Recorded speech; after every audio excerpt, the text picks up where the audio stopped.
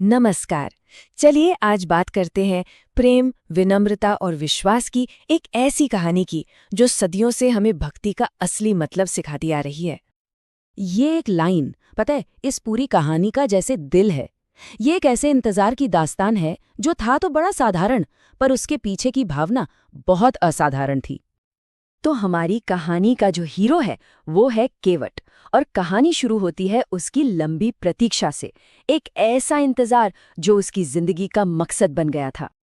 जरा सोच कर देखिए, हर रोज सुबह केवट गंगा किनारे जाता, उसे साफ करता, अपनी नाव को सजाता, और उसके दिल में बस एक ही सवाल, एक ही उम्मीद होती थी। ये उसका रोज का नियम था, उसकी साधना थी, और एक ऐसी आस जो कभी टूटी नहीं। पर देखिए, जहां इतनी गहरी आस्था हो वहां दुनिया के ताने भी तो होते हैं, है ना। गांव के लोग उस पर हंसते थे, मजाक उड़ाते थे।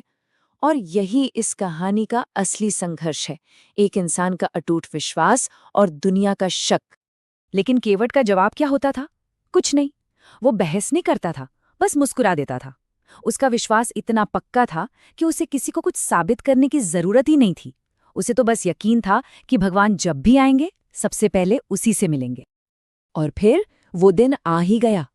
चलिए अब उस पल की ओर बढ़ते हैं जब केवट की बरसों की तपस्या, उसका इंतजार खत्म होने वाला था। तो होता यूं है कि भगवान राम, माता सीता और लक्ष्मण जी अपने वनवास के दौरान घूमते घूमते गंगा तट पर पहुंचते हैं। उन्हें नदी पार करनी थी, और बस यहीं से केवट का भाग्य चमकने वाला था। लक्ष्मण जी ने आवाज लगाई। अब सोचिए, ये केवट के लिए कोई आम पुकार नहीं थी। ये तो वो दिव्य संगीत था जिसका उसने अपनी पूरी जिंदगी इंतजार किया था। अब कहानी में एक बड़ा ही दिलचस्प मोड़ आता है। भगवान को साक्षात अपने सामने देखकर भी केवट उन्हें सीधा नाव में नहीं बिठाता, बल्कि वो एक बड़ी अनोखी सी शर्त रख देता है। सोचिए जरा, एक साधारण नाविक स्वयं भगवान के सामने एक शर्त रख रहा है।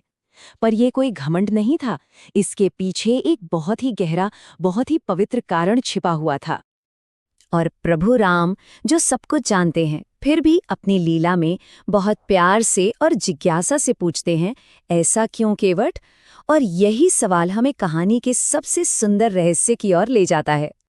तो आखिर क्या था ये चरण धोने का राज? चलिए इस कहानी के सबसे भावुक हिस्से को समझते हैं, जहां भक्ति और बुद्धि का एक कमाल का संगम देखने को मिलता है। अब सुनिए केवट का जवाब। वो कहता है, प्रभु, मैंने सुना है कि आपके पैरों की धूल से पत्थर की एक शिला स्त्री यानी अहिल्या बन गई थी। मेरी नाव तो बेचारी लकड़ी की है, कहीं आपके पैर रखते ही ये भी कोई सुंदरी बन गई तो मेरा क्या होगा? मेरी तो रोजी रोटी ही छिन जाएगी। ये सिर्फ एक शर्त नहीं थी, ये तो भगवान के पैर छूने का, उनकी सेवा करने का एक भोला भाला प्रेम से भरा बहाना था। और केवट का ये भोलापन, ये निश्छल प्रेम देखकर सर्वशक्तिमान भगवान की आंखों में भी आंसू आ गए। यही तो है सच्ची भक्ति की ताकत, जो भगवान को भी भावुक कर दे। और फिर वो पल आया जब केवट ने प्रभु के चरण धोए और उस चरणामृत को पिया।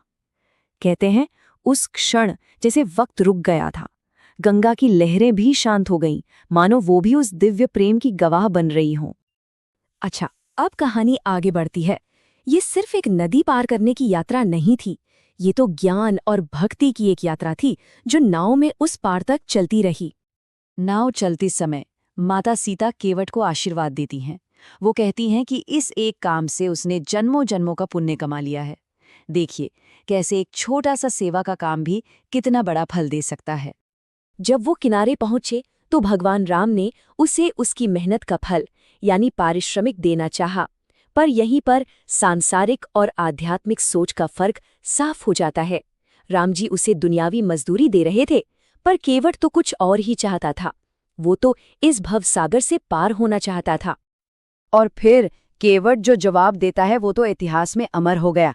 वो पैसे लेने से मना कर देता है और कहता है, प्रभु, एक नाविक दूसरे नाविक से किराया नहीं लेता। मतलब असली नाविक तो आप हैं, जो हम सब जीवों को इस दुनिया रूपी सागर से पार कराते हैं। मैं भी नाविक, आप भी नाविक, हम तो भाई हुए।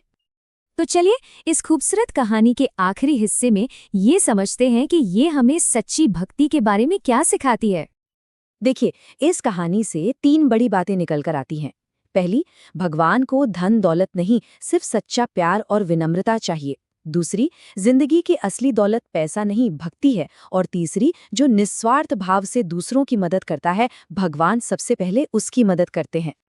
और अंत में ये कहानी हम सबके लिए एक बहुत गहरा सवाल छोड़ जाती है कि जिंदगी में असली दौलत है क्या। केवट की कहानी हमें याद दिलाती है कि शायद सच्ची संपत्ति वो नहीं है जिसे गिना जा सके, बल्कि वो है जिसे दिल में महसूस किया जा सके, यानी प्रेम और सेवा।